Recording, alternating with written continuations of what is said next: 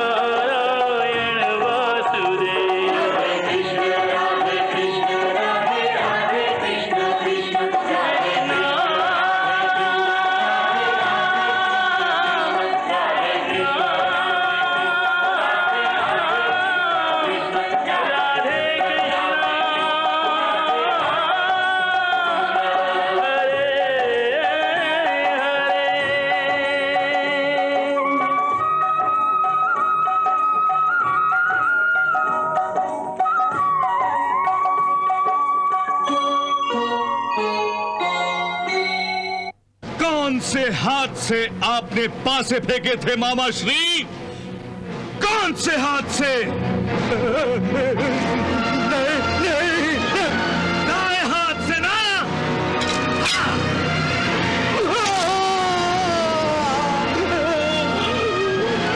गांधार नरेश, किस हाथ से आप दुर्योधन की पीठ थपथपाया करते थे? बाएं हाथ से ना।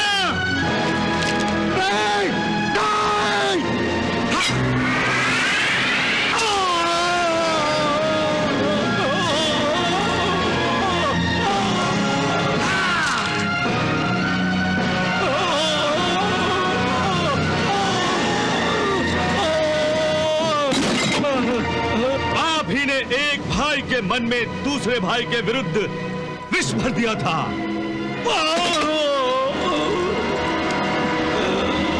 आप ही के कारण ये महासंग्राम हुआ है, आप ही के कारण ये महायुद्ध हुआ है। फिर भी आप सोचते हैं कि आपको जीने का अधिकार है? नहीं मामा श्री, नहीं। आपको जीवित रहने का कोई अधिकार नहीं है।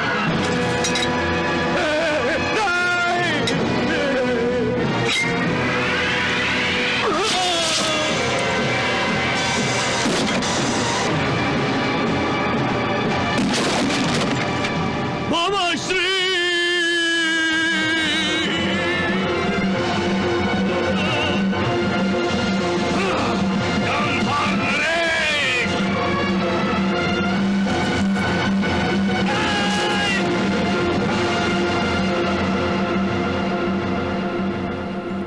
मृत्यु का स्वाद तो सबको चखना ही पड़ता है। महाराज, मेरे इतने सारे पुत्रों की मृत्यु के बाद मन ने धीरज करना सीख लिया है। महाराज, मैं अपने भाई से बहुत प्यार करती थी, परंतु उसकी चतुराई और कुटिलता के कारण उस पर क्रोध भी बहुत आता था। परंतु आज उस पर क्रोध नहीं, दया आ रही है। महाराज, मेरे भाई ने जो भी भला बुरा रास्ता चुना था उस पर अंत तक चलता रहा, वरना मेरे पुत्र दुर्योधन का साथ छोड़कर वो अपने प्राण बचा भी सकता था। ईश्वर गांधार नरेश शकुनी की आत्मा को शांति दे।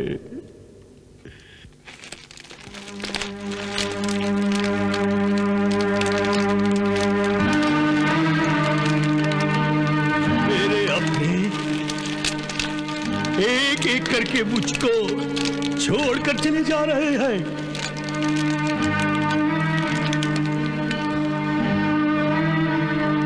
मामा श्री के मृत्यु के बाद मुझे ऐसा लग रहा है अश्वत्थामा कि मेरी आत्मा ही मुझको छोड़कर चली जा रही है। उन्होंने हर भले बुरे में मेरा साथ दिया था,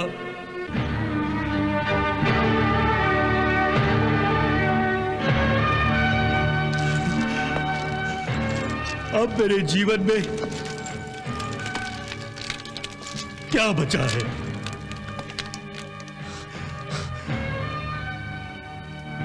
मृत्यु ने कर्ण और मामा श्री को ही नहीं, मुझसे मेरे जीवन को ही छीन लिया है।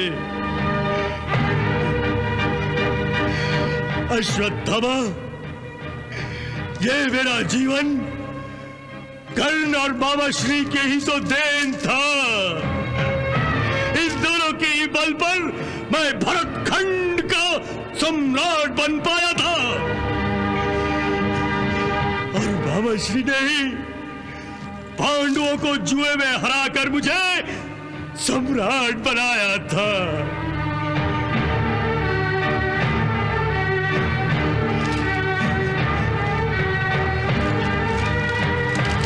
अश्वत्थामा, मैं अपने आप को भीम से भी बढ़कर गदाधारी समझता हूं, परंतु मैं ना कर्ण को बचा सका और ना ही मामा श्री को। धिक्कार है मेरे शौर्य पर, धिक्कार है मेरे बाहुबल पर और धिक्कार है मेरी गदा विद्या पर। धिक्कार है। शांत हो जाओ दुर्योधन, शांत हो जाओ, शांत हो जाओ दुर्योधन, शांत हो जाओ। शांत? कैसे शांत हो जाओ अश्वत्थामा? कैसे शांत हो जाऊं? अरे मैंने ही तो मामा श्री को दुशासन की सुरक्षा के लिए भेजा था।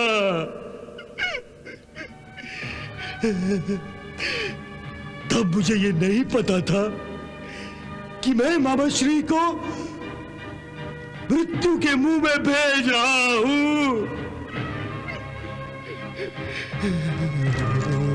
अश्वत्थामा, मामा श्री का वध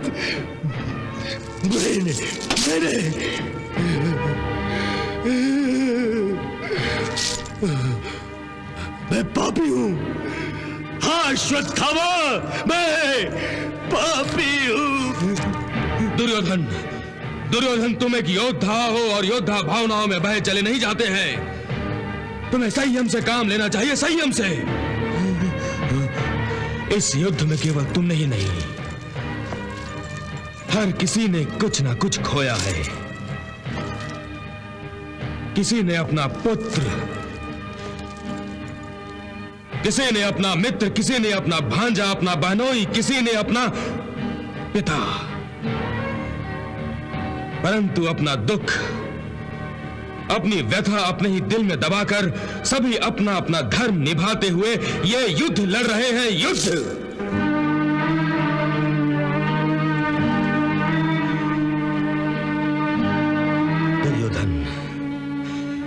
तुम्हें गांधार नरेश शकुनी की मृत्यु पर आंसू नहीं बहाने चाहिए। नहीं,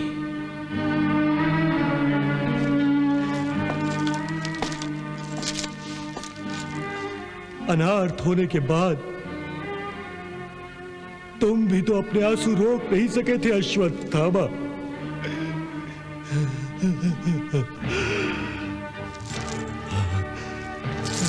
अश्वत्थामा,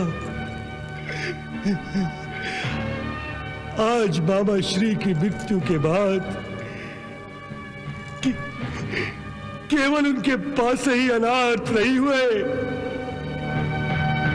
ये दुर्योधन भी अनार्थ हुआ है। ये दुर्योधन भी अनार्थ हुआ है।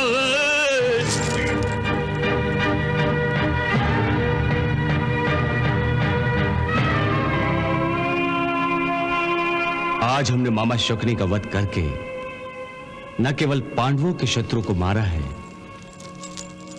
बल्कि कौरवों के शत्रु का भी विनाश कर दिया है।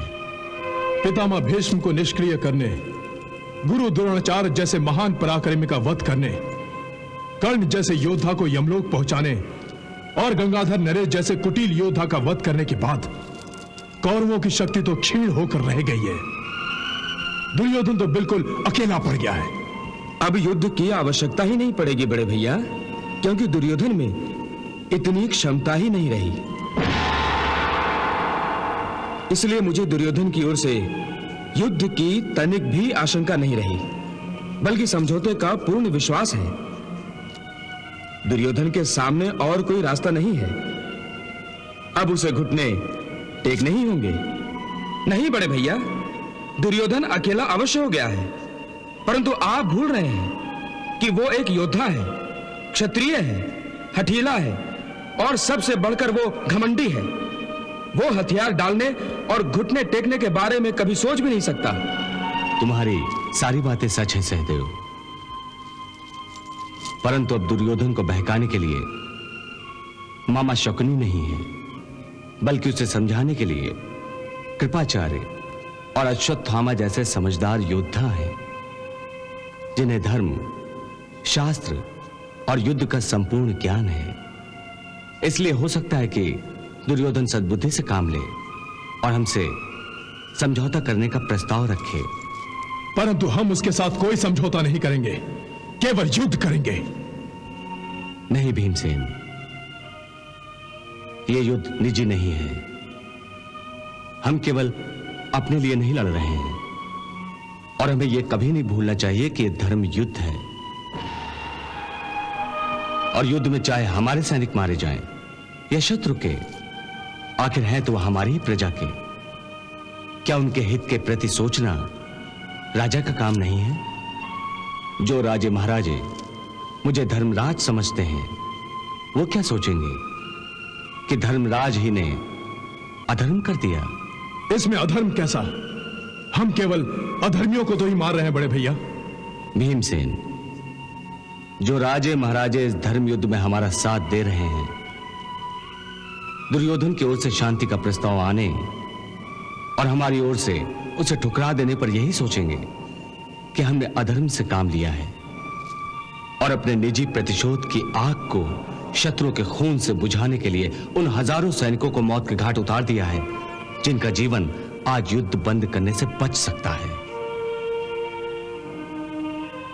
क्या आप ये चाहते हैं कि मैं अधर्म करूं?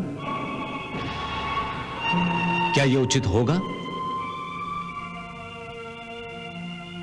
नहीं होगा ना।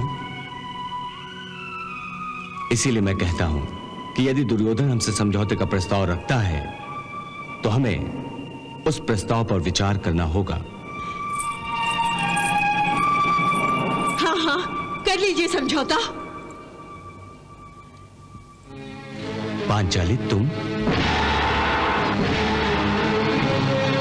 कर लीजिए समझौता अपने अपमान के साथ। समझौता कर लीजिए और अपना सम्मान बढ़ा लीजिए। धर्मराज से महाधर्मराज बन जाइए। अपने अपमान का, अपनी पत्नी के अपमान का बदला लेने की कोई आवश्यकता नहीं है।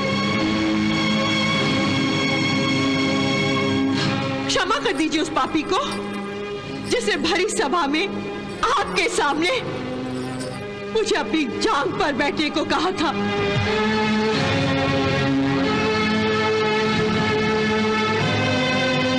भूल जाइए दुशासन के उन हाथों को जिसने मुझे निर्वस्त्र करने का प्रयास किया था। भूल जाइए कि द्रौपदी नाम की कोई स्त्री भी थी जिसका अपमान हुआ था। आप अपना सम्मान बढ़ाइए, परंतु मैं अपमान के साथ नहीं जी सकती। यदि आप ये समझौता दुर्योधन के साथ करेंगे तो उस समझौते पर हस्ताक्षर किसी स्याही से नहीं बल्कि द्रौपदी के रक्त से होंगे। नहीं द्रौपदी, नहीं। तुम नहीं चाहते ना कि द्रौपदी मरे? नहीं। परंतु मैं अपमान के साथ नहीं जी सकती। इन चारों को तो इस बात की भी चिंता नहीं है कि मेरे ये बाल खुले हैं। इनके लहू में तो ये गर्मी ही नहीं। परंतु तुम तो इन खुले बालों को देखो। इन बालों को आज तक हर पांडव पर विश्वास था, परंतु आज इन चारों ने मेरे इन बालों के साथ विश्वासघात किया है। महाबली, विश्वासघात किया है।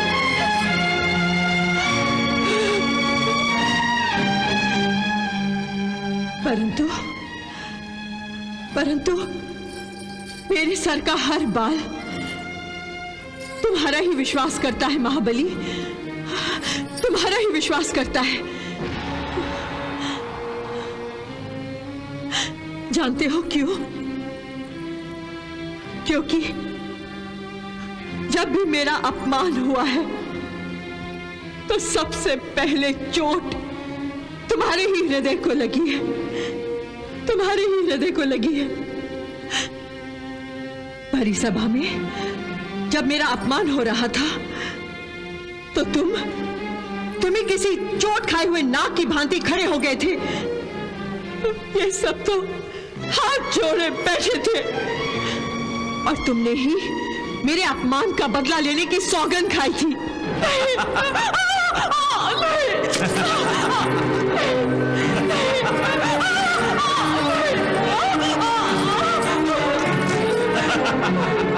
दुशासन, तुम भी मेरी दूसरी प्रतिज्ञा सुन लो। जिन हाथों से तुमने द्रौपदी के बालों को छुआ है, उन हाथों को मैं तुम्हारे शरीर से अलग कर दूंगा और तुम्हारे रक्त से मैं द्रौपदी के बाल धोऊंगा। मुझे सब याद है याज्ञसेनी, सब याद है। जिस अपमान की आग में तुम 13 वर्षों से जल रही हो, उस अग्नि में मैं भी छटपटा रहा हूं। आज मैं तुम्हारे हृदय की अग्नि में अपने हृदय की अग्नि मिलाने आई हूं महाबली, ताकि तुम इस आग में अपने शस्त्रों को दहकाकर इस युद्ध भूमि में उतरो और उस दुष्ट दुशासन का वध कर दो जिसने तुम्हारी पत्नी के बालों को छूकर अपने स्पर्श से इन्हें दूषित कर दिया था। ये बाल दुशासन के रथ की प्रतीक्षा कर रहे हैं महाबली, दुशासन के रथ की प्रतीक्षा कर रहे हैं। मेरी आंखें उस अश्लील जीवा को सदा के लिए मौन होते हुए देखना चाहती हैं जिसने भरी सभा में मुझे अपनी जांग पर बैठने का आदेश दिया था। और मेरी ये कान दुर्योधन की उसी जांग की हड्डियों के टूटने पर दुर्योधन की चीख सुनना चाहते हैं। अपनी प्रतिज्ञाएं पूरी करो वायुपुत्र, अपनी प्रतिज्ञाएं पूरी करो। याज्ञसेनी, मुझ पर तुम्हारे विश्वास की सौगंध है। आज रात के बाद तुम्हारे खुले बाल खुले नहीं रहेंगे। मैं इन दूषित बालों को दुशासन के रक्त से धोकर शुद्ध करूंगा।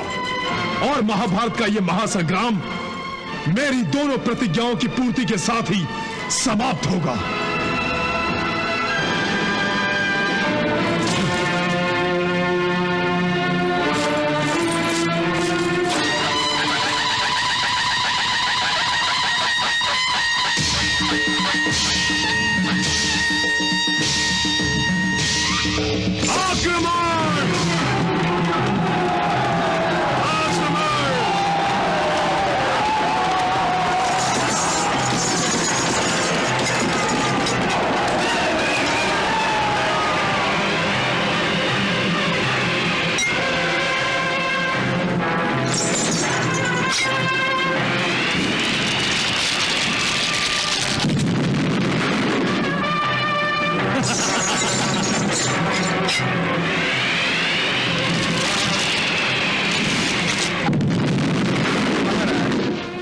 आज के दिन के युद्ध का प्रारंभ हो चुका है।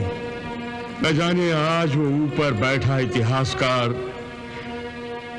किसके रक्त से इतिहास लिखने वाला है, जिसकी साक्षी देने के लिए आज सूर्य का उदय हुआ है।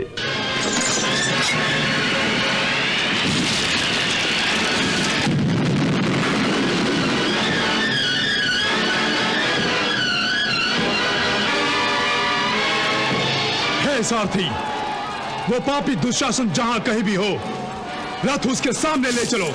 जो आज्ञा।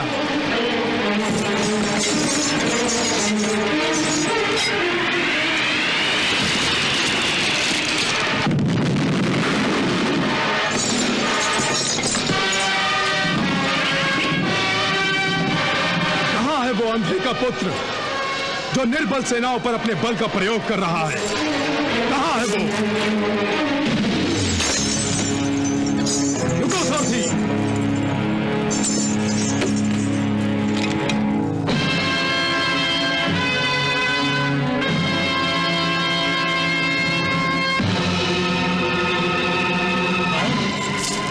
विराट नरेश के रसोइये। अरे तुम्हें तो आज मैं सुबह से ही ढूंढ रहा था। कहां छुपे थे अब तक? द्रौपदी के खुले बालों में? दुशासन, द्रौपदी के खुले बालों को किसी पेड़ की छाया समझने की भूल न कर। वो तो प्रतिशोध की अग्नि का हवन कुंड है जो तेरे रक्त के छिड़काव से ही बुझेगा। 14 वर्षों से मेरी प्रतिज्ञा और द्रौपदी के खुले बालों को तेरी और तेरी मृत्यु की प्रतीक्षा है, और आज मैं अपनी प्रतिज्ञा अवश्य पूरी करूंगा। प्रतिज्ञा पूरी करूंगा। क्यों भीमसेन, आज तो बड़े जोश में हो, बड़ी बड़ी बातें कर रहे हो, परंतु जब मैं इसी हाथ से द्रौपदी के बाल पकड़कर राज्यसभा में घसीटता हुआ लाया था, तब कहां गया था तुम्हारा यह जोश, तुम्हारा यह पौरुष? बताओ। और अब पुरुषार्थ से भरी बड़ी बड़ी बातें कर रहे हो। परंतु याद रखो भीमसेन, जिस हाथ से मैंने द्रौपदी का वस्त्र हरण किया था, आज उसी हाथ से तुम्हारे वध का शुभ कार्य भी करूंगा। सावधान दुशासन,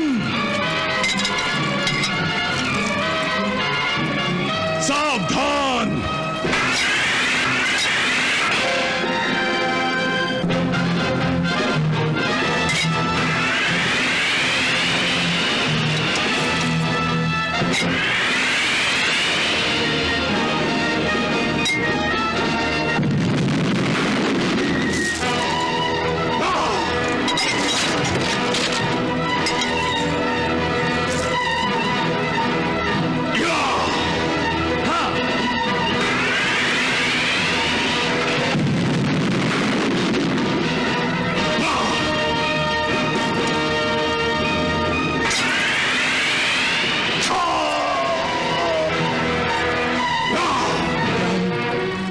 और दुशासन का युद्ध, अर्थात मेरा पुत्र दुशासन संकट में है,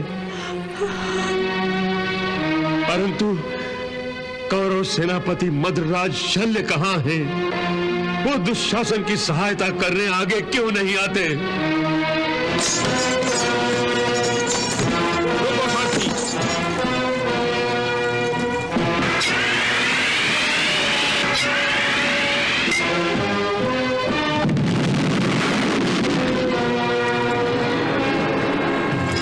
प्रणाम मामा श्री। विजयी भव। मामा श्री, ये कैसी विडंबना है जो आज भाग्य ने मामा और भांजे को एक दूसरे का दुश्मन बनाकर आमने सामने ला खड़ा किया है, और आज मुझे अपने ही मामा श्री को युद्ध के लिए ललकारना पड़ रहा है। तुम धर्मराज हो युधिष्ठिर, और अपने धर्म का पालन कर रहे हो, और मैं अपने वचन का पालन कर रहा हूं। यदि तुम्हें दुर्योधन पर विजय प्राप्त करनी है तो पहले मुझ पर विजय प्राप्त करनी होगी, और जब तक मैं जीवित हूं तब तक तुम दुर्योधन पर विजय प्राप्त नहीं कर सकोगे। इसलिए हे युधिष्ठिर, यदि तुम जीतना चाहते हो तो पहले अपने मामा को अपना शत्रु समझकर उसका वध करो। सावधान!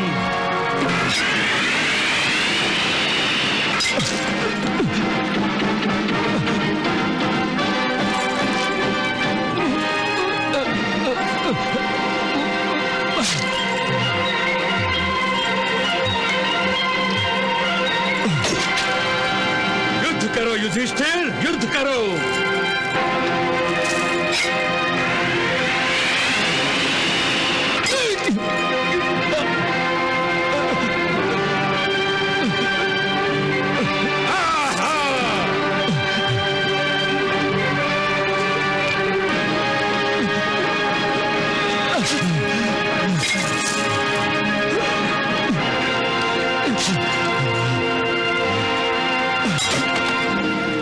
मामा श्री, आप मुझे विवश कर रहे हैं।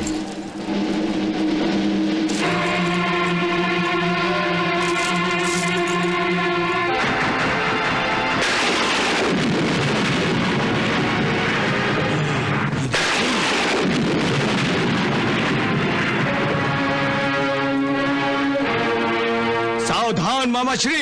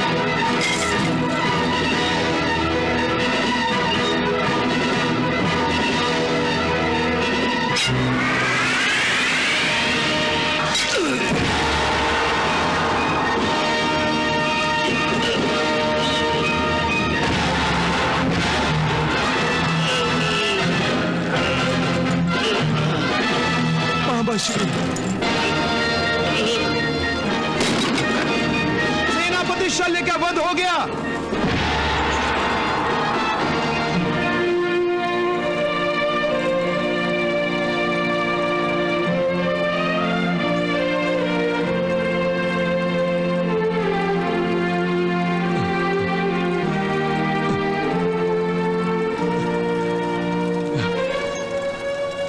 चलो सारथी। महाराज, बोलो संजय, बोलो क्या हुआ? महाराज, बोलो। मध्यराज शल्य का वध हो गया है।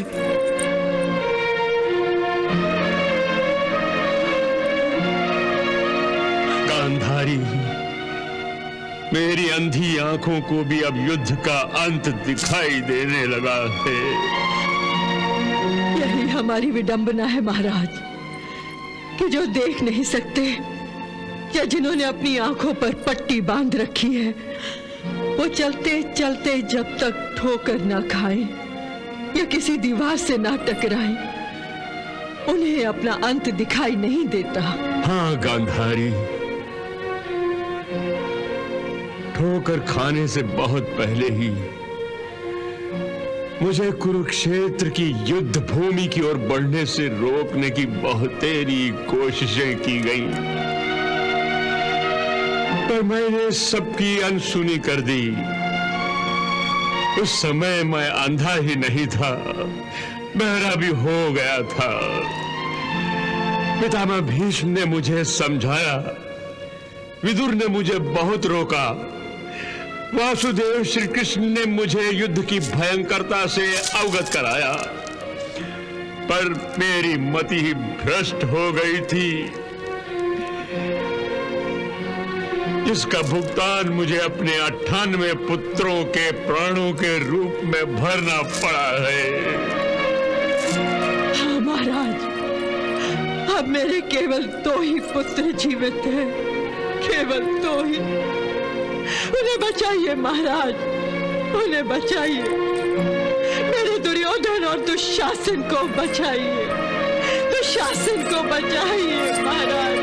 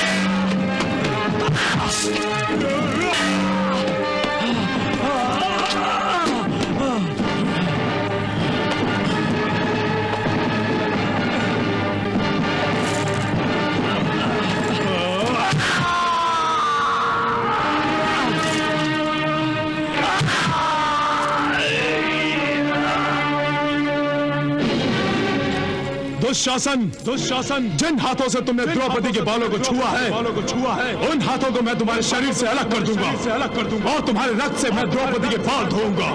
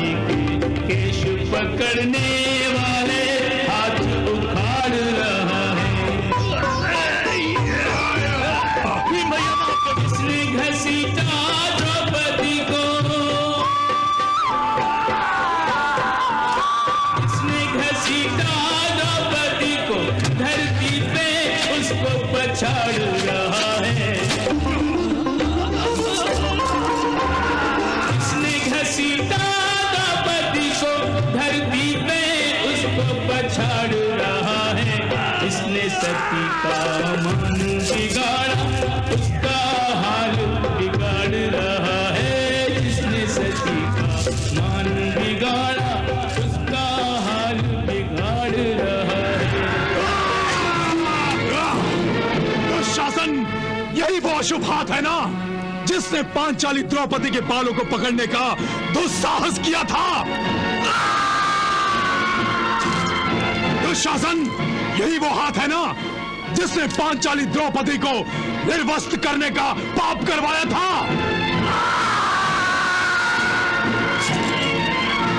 अब मैं तुम्हारे इस हाथ को तुम्हारे शरीर से उखाड़कर फेंक दूंगा, जैसे किसी विशाले पेड़ को धरती से उखाड़कर फेंक देते हैं। हे दसों दिशाओं, नक्षत्रों, गंधर्वों, देवताओं, आज मैं अपनी प्रतिज्ञा पूरी करने जा रहा हूं। इस पापी का अस्तित्व मिटाने जा रहा हूं।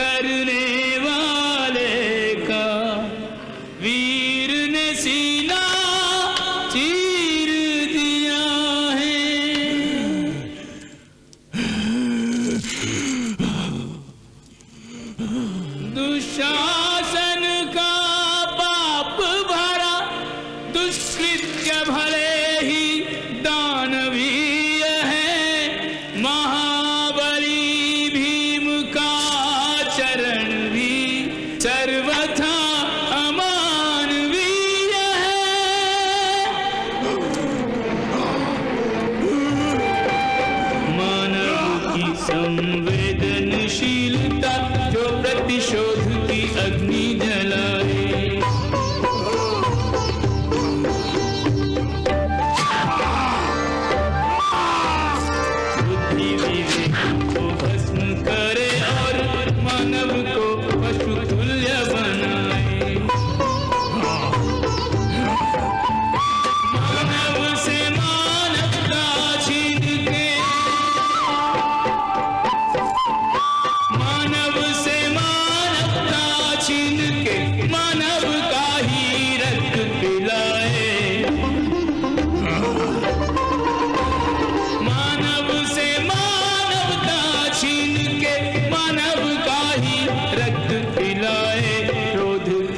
आते ही बोध मिटे और हिंसा भैरव नृत्य कराए। क्रोध के आते ही बोध मिटे और हिंसा भैरव नृत्य कराए।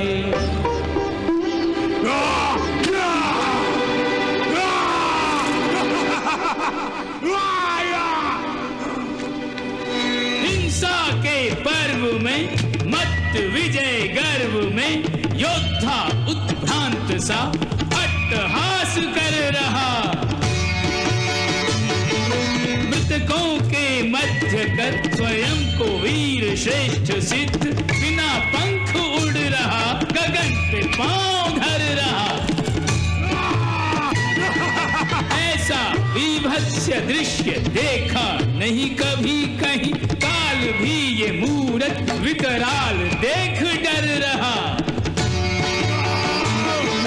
राक्षस को चूर्ण कर अपना प्रण पूर्ण कर, वीर वक्ष चीर देखो रक्तांजलि भर रहा।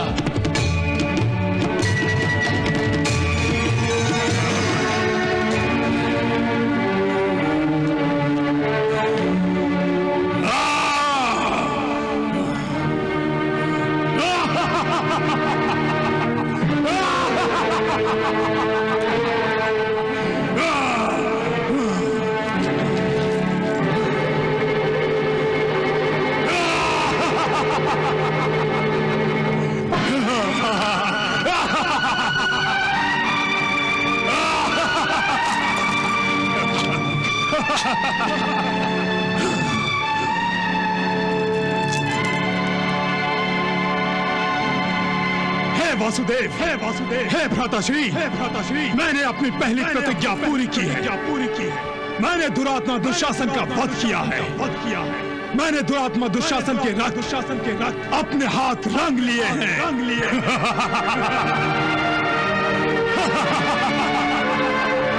अब मैं पापी दुशासन के रक्त से पांचाली द्रौपदी के बालों को नहलाऊंगा, उसके बालों की प्यास बुझाऊंगा, उसके मन में दहकने वाले प्रतिशोध के ज्वालामुखी को ठंडा कर दूंगा।